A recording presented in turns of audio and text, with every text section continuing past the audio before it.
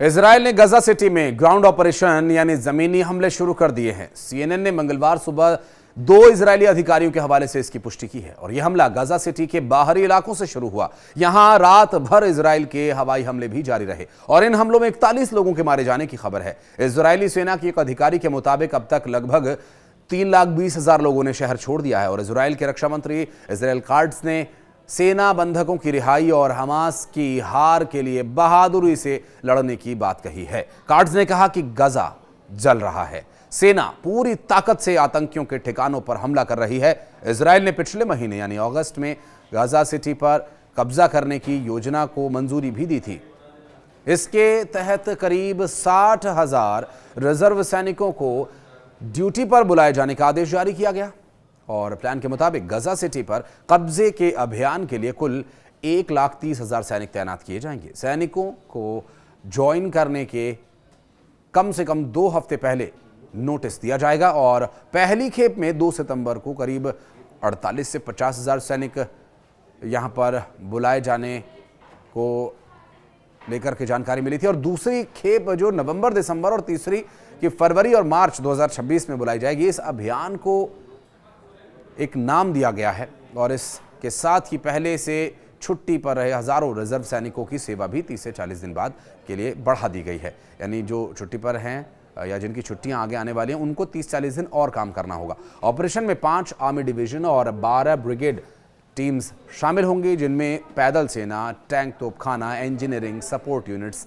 शामिल हैं। इसके अलावा गजा डिवीजन की नॉर्थ और साउथ ब्रिगेड भी इसमें हिस्सा ले रही हैं और मकसद सिटी में उन इलाकों में घुसना है जहां हमास के कब्जे में अभी भी कई बंधकों के होने की आशंका है। ये वो इलाके हैं जहां अब तक इजरायली सेना ने बड़े पैमाने पर कार्रवाई नहीं की थी।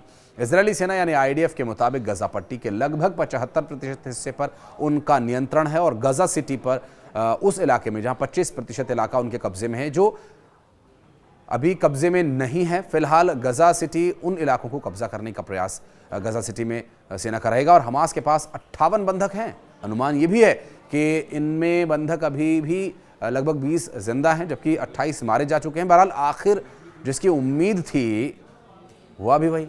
इजराइल ने 16 सितंबर को गजा शहर पर कब्जा करने के लिए हवाई हमलों के बाद जमीनी हमला भी शुरू कर दिया है। इजराइल का दावा है कि वो हमास के उपद्रवियों को निशाना बनाने के लिए ऐसा कर रहा है, लेकिन उसके इजराइल के इस कदम से व्यापक अंतर्राष्ट्रीय चिंता पैदा हो गई है।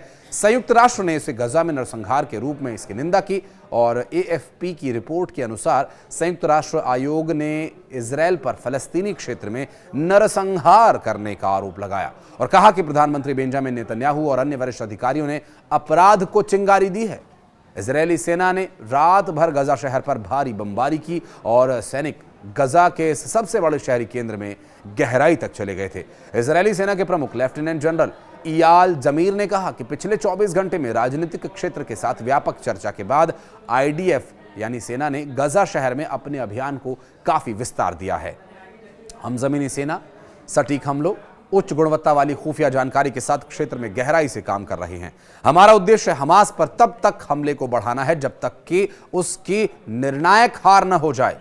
तो वहीं संयुक्त राष्ट्र के प्रमुख एंटोनियो गुटेरेस ने कहा कि इजराइल अंत तक जाने के लिए दृढ़ संकल्पित हैं। उन्होंने कहा कि इजराइल युद्ध विराम के लिए गंभीर बातचीत के लिए तैयार नहीं है, जिसके इजराइल के दृष्टिकोण से नाटकीय परिणाम होंगे। दरअसल रिपोर्ट के मुताबिक इजरायली सेना के एक अधिकारी ने पत्रकारों को यह बताया कि सेना का अनुमान है कि मध्य गजा शहर में 2000 से 3000 हमास आतंकवादी हैं और लगभग 40% निवासी छोड़कर दक्षिण में चले गए हैं। उधर इजरायल में बंधकों के परिवार नेतन्याहू के घर के बाहर जमा हुए और उनके ऑपरेशन गजा को रोकने की उन्होंने अपील की है। एक महिला ने कहा कि मेरा एक मकसद है कि मेरा बेटा और जो बाकी बंधक हैं वो घर वापस आ जाएं और इस दौरान इजरायल ने यमन के हूती विद्रोहियों के कब्जे वाले होदेदा पोर्ट पर भी हमला किया और कहा कि वहां विद्रोहियों के ढांचों को निशाना बनाया गया। बहरहाल शांति की बातचीत के बीच अचानक ये हमलों का सामने आना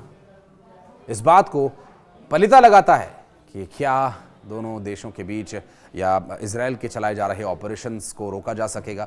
और जिस तरह से मुस्लिम देशों ने एकजुट होकर के इजराइल से बदला लेने या इजराइल को सबक सिखाने का जो दम भरा, उसके बाद से इजराइल और भी ज़्यादा सतर्क हो गया है।